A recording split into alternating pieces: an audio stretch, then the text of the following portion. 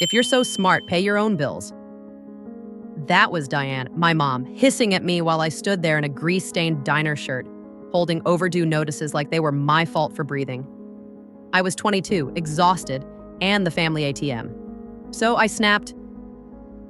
Quietly, I packed a backpack, grabbed my laptop, and the only photo of me and my dad, Mark. Then I walked out. A month later, she called from the dark, "Mia, why is the power off? What did you do?" I gave her revenge with one sentence. If you were me, am I in the wrong? Seriously, what would you do? Comment and subscribe. I used to think family meant you don't keep score. In our place, it meant I was the scorecard. After my dad, Mark, disappeared, Diane didn't just lose a husband. She lost a future she expected someone else to bankroll. That someone became me. When I got my first job at 16, she framed it like teamwork. "We're a unit, Mia," she'd say, smiling the way people smile right before they take something. She kept my debit card for safekeeping. At first, I believed her. I wanted to believe her. She was my mom. If she said rent came first, I nodded. If she said groceries, I handed over my tips. If she said, "Just sign here, baby," it's routine. I signed. I learned to swallow questions because questions turned into fights. By college, she'd stopped pretending. My scholarship money wasn't for school, it was for the household. My student loan refund checks weren't for books. They were for keeping the lights on. If I hesitated, she'd pull the same line like a ripcord. "Do you want us on the street?" She used my fear like a leash, tight enough that I could breathe, not tight enough to move. Meanwhile, she treated my exhaustion like a personal insult. I'd come home from class, then a shift, then another shift, and she'd be on the couch with the TV blaring, a cigarette burning down in an ashtray. If I asked, "Did you apply anywhere today?" she'd snap, "So now you're judging me?" If I said, "I can't cover all of this," she'd raise her voice until my ears rang. "After everything I sacrificed, you're going to abandon me like your father did?" That comparison was her favorite knife, sharp, quick, and aimed at the part of me that still missed him. I hated him for leaving. I hated myself for not being enough to make him stay. Diane knew that, and she used it. Any boundary I tried to set became betrayal. Any success I had became arrogance. My report cards, my promotions, my tiny little wins. She wore them like proof she owned me. "Look what I raised," she'd tell family.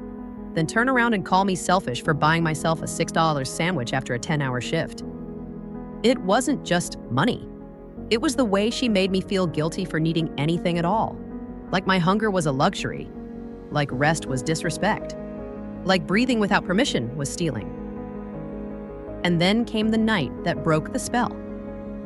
I walked in after a double shift, still smelling like fryer oil, and she was waiting by the kitchen table like a prosecutor. She slapped a stack of overdue notices into my hands, big red stamps screaming "past due" like I'd committed a crime. No "hi," no "did you eat?" Just fire in her eyes. "If you're so smart," she said, leaning in close enough that I could smell cheap wine, "pay your own bills." Something in my chest went cold. Not sad, not scared. Cold, like a switch finally flipped. I looked at the paper, looked at her, and realized she wasn't asking for help. She was demanding ownership. So I didn't yell, I didn't beg, I didn't do the thing I always did, apologize for being alive. I walked down the hallway, hands shaking, and started packing. A couple shirts, jeans, my laptop. The framed photo of Mark holding me at a birthday party, proof that once someone looked at me like I wasn't a burden. Diane followed me, voice rising. "Where do you think you're going? You can't just leave!" I zipped the bag and kept my voice low because if I raised it, I might break. "You told me to pay my own bills," I said. "So I'm going to live my own life." Her face twisted, like she couldn't compute a world where her words had consequences. I walked out anyway. The hallway air felt sharper, colder, cleaner. And as the door clicked shut behind me, I realized I'd been holding my breath for years. If you've ever been raised to believe love equals obligation, you know how terrifying that first step is. If this is hitting close to home, hit like and tell me in the comments, have you ever been made the adult in your own house? It wasn't freedom yet. It was withdrawal, and I was about to learn just how far she'd gone to keep me hooked. I crashed on my best friend Kayla's couch that first night, staring at the ceiling like it might explain what just happened. My phone stayed quiet. No apologetic texts, no "come home," no "I'm sorry." The silence should have hurt. Instead, it felt like a warning. Kayla said the thing no one inside my family ever said. "Mia, this isn't normal." She watched me flinch every time my phone buzzed, watched me calculate bills in my head like breathing. Then she asked a simple question that detonated something in me. "Why is your name on everything?" Because Diane had made sure it was. The lease, the electric, the internet. My name was the responsible one, the adult one, the one the companies would chase when she didn't pay. For years, I thought I was protecting us. Now it hit me. I was protecting her from consequences. A few days later, I went back to the apartment while she was out to grab the rest of my clothes. That place felt smaller without my denial filling the corners. On the table was a thick envelope with my name printed across it. Not hers, mine. I opened it and my stomach dropped. Final notice. Then I opened the next envelope and the next. A credit card I never applied for. Thousands owed. Late fees stacked like bricks. Charges from stores I'd never stepped into. Cash advances I'd never taken. My hands started shaking so hard the papers rattled. If your stomach just dropped reading that, hit like, because you're not alone, and drop a comment. Would you confront her or go straight to the authorities? I ran back to Kayla's place and dumped everything on her coffee table like evidence. Because that's what it was. Evidence that this wasn't a struggling mom. This was identity theft wearing a motherhood costume. Kayla's eyes went wide. "Mia, this is illegal." I whispered the saddest sentence I've ever said, "But she's my mom." Saying it out loud didn't make it true. It just made it harder to breathe. That night, I pulled my credit report for the first time. Line after line, utility accounts, cards, a small personal loan, my score bleeding out. I wrote down account numbers, dates, balances. I screenshot every guilt trip text. I saved every voicemail where she screamed like I'd committed treason by not sending money right now. It felt wrong at first, like I was betraying her. Then I remembered the way she'd shoved bills in my face, the way she'd called me grown when she needed cash and a child when I wanted respect. Kayla dragged me to a free legal aid clinic the next day. I handed over the paperwork with sweaty palms. The counselor didn't blink. She just said, calm and clear, "You have options. Dispute the accounts. File a fraud report. You can even press charges." I stared at her like she'd spoken another language. "Against my mother?" I asked. She nodded. "Against the person who stole your identity." That sentence rewired my brain. Biology doesn't erase harm, so I moved fast. I closed my old bank account and opened a new one at a different bank. I changed my direct deposit before Diane could drain another paycheck. I froze my credit and set alerts. Then I started calling every utility tied to that address. On the electricity account, the rep said, "If you remove yourself, the remaining account holder becomes fully responsible. Non-payment means disconnection." I swallowed, heart thumping. "Please note that," I said. "I will not be making any more payments." Click. Done. For the first time, I wasn't patching her leaks. I was building my own boat. Weeks passed. I found a cheap room, picked up extra shifts, started crawling out from under the debt she'd stacked on my back.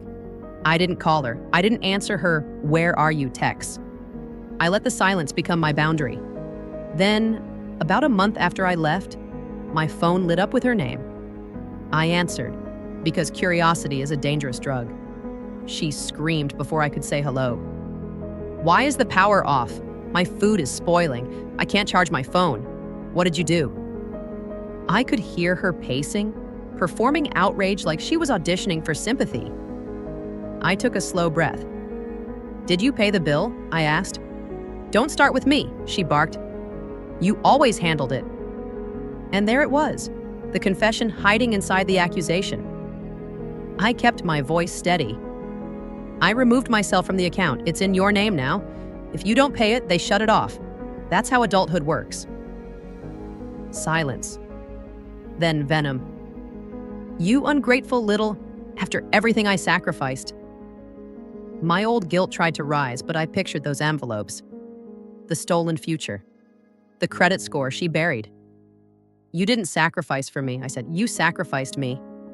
She tried to threaten me, to pull family into it, to smear me before I could speak. But this time I wasn't afraid of the story she told. Because I had receipts. And if you think the power outage was my revenge, that was only the first domino. After the power shut off, Diane didn't calm down. She weaponized the family. Texts came in waves. You're destroying me. I raised you alone. Then the one that made my stomach twist. I told your aunt you stole from me. My Aunt Lauren called, already furious.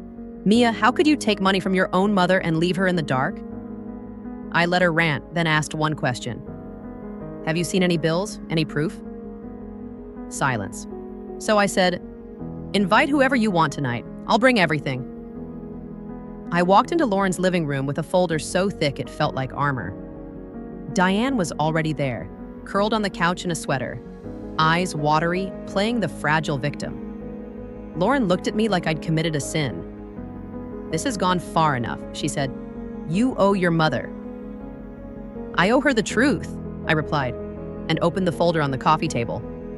Electric bills in my name, credit card statements, a loan application with my information, my credit report, page after page of damage. Lauren flipped through, her face draining of color. Cynthia, she whispered to Diane, is this real? Diane's mask snapped into rage. We're family, she spat. Kids help their parents. Lauren's voice shook, but it was sharp. Help is asking. This is stealing. Diane reached for the papers like she could erase them with her hands. Lauren stepped between us, and for the first time, someone else blocked her from me. Then the doorbell rang. I'd asked my landlord, Mr. Harris, to stop by because he'd been calling me nonstop about the lease. He stood awkwardly in the doorway, clipboard hugged to his chest. I just need to confirm, he said. Mia, you're officially removed from the lease as of next month. The unit will be solely under Diane's name. He glanced at Diane. But the outstanding balance must be paid by the end of the notice period, or we'll proceed with eviction. Eviction? The word landed heavy, like it cracked the floor. Diane turned on me with horror and fury. You did this, she hissed. You're throwing me out of my home. I swallowed the old reflex to apologize. No, I said. I stopped letting you use my name as a shield. She tried her favorite curse. You'll regret this. One day you'll need me. I looked at the folder, at the proof, at the years she'd siphoned from my future. I already regret not doing it sooner, I said. After that night, the family didn't see her the same. She hated that. She swung back and forth between begging and attacking. Please, Mia, just fix it. Then, minutes later, you were a mistake anyway. I blocked her number, hands shaking, because even now it felt like I was doing something forbidden. Choosing myself. A week before the eviction date, she showed up at my door. No warning, no apology. Just exhaustion wrapped in pride. You blocked me, she said. I didn't invite her in. I stayed in the doorway like a living boundary. What do you want? My life back, she said, voice bitter. My daughter back, electricity, a roof. You had those, I said. You just spent them. She tried to sound human. I panicked after your dad left. I didn't know how to survive. You survived, I said, by making me your emergency fund. Her eyes filled, then hardened. When they put my stuff on the curb, they'll remember your name too. They'll say you let it happen. I took a slow breath. I didn't let it happen, I said. I stopped letting you happen to me. On eviction day, an unknown number called. I answered, and her voice came through thin and raw. They're here, she whispered. They're taking everything outside. She wanted me to come witness it, to feel guilty, to fold. Are you happy now? She asked. You got your revenge. You win. I chose honesty. Part of me liked hearing you scared, I said, because you made me scared for years. Then I steadied my voice. But this isn't about winning, it's about surviving. A pause. Then, small. Do you still love me? That question hurt more than any threat. I do, I said. That's why I'm done letting you destroy me. I told her the only truth I had left. If she ever got real help, I'd listen. But I would never be her wallet, therapist, or scapegoat again. I said goodbye. The line went dead.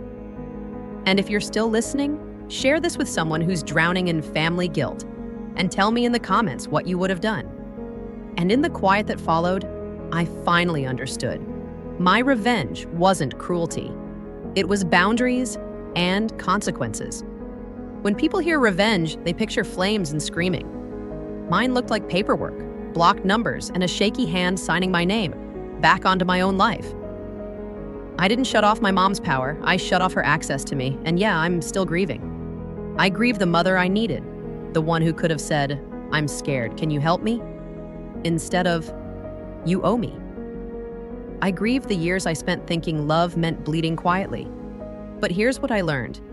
Boundaries aren't cruelty. Consequences aren't betrayal. If someone can only love you when you're useful, that's not love, it's a transaction. So tell me, am I in the wrong for letting the bills land where they belonged and letting the truth speak louder than guilt? If you've ever had a parent treat you like a paycheck, I want to hear your story in the comments. And if this hit a nerve, share it with someone who needs permission to choose themselves. Subscribe if you want more real stories like this, because healing gets messy and you don't have to do it alone. When you're told family is everything, ask, at whose expense? Mine was high. Yours doesn't have to be.